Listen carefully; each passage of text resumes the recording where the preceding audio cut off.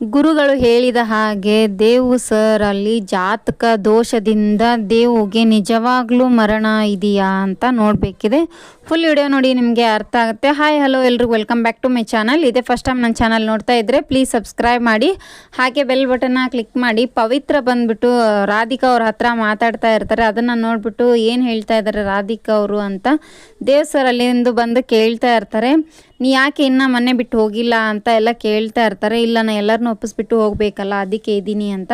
ಅಮ್ಮ ನಿನ್ನ ಹತ್ರ ಚೆನ್ನಾಗಿ ಮಾತಾಡಿದ್ರಲ್ಲ, ಏನೋ ಬೈದಿದ್ದಾರೆ, ಅದಕ್ಕೆ ನೀವು ಬೇಜಾರು ಮಾಡ್ಕೊಂಡಿದ್ದೀರಾ ಅಂತೇಳ್ಬಿಟ್ಟು ಪವಿತ್ರ ಅವ್ರನ್ನ ದೇವ್ ಸರ್ ಕೇಳ್ತಾ ಇರ್ತಾರೆ. ಹಾಗೇನಿಲ್ಲ ರೀ, ನೀವು ಹುಷಾರಾದ್ರಲ್ಲ ಅಷ್ಟೇ ಸಾಕು ನನಗೆ ಅಂತ ಹೇಳ್ತಾ ಇರ್ತಾರೆ.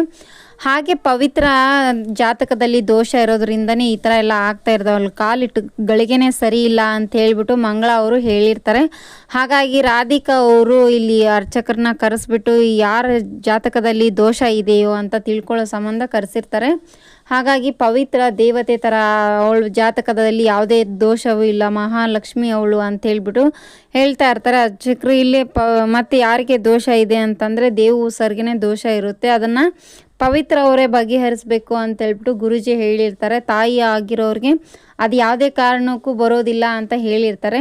ಹಾಗೆ ಹೇಳಿರೋದಕ್ಕೆ ಇಲ್ಲಿ ಪವಿತ್ರ ಅವ್ರು ಏನು ಮಾಡ್ತಾರೆ, ರಾಧಿಕಾ ಅವ್ರನ್ನ ಒಪ್ಪಿಸ್ಬಿಟ್ಟು ಅವ್ರದ್ದೆಲ್ಲ ಕಂಟಕನ್ನು ಕಳೆದು ಆಮೇಲೆ ಮನೆ ಬಿಟ್ಟು ಹೋಗ್ತಾರೆ ಏನು ಅಂತ ನೋಡಬೇಕಿದೆ.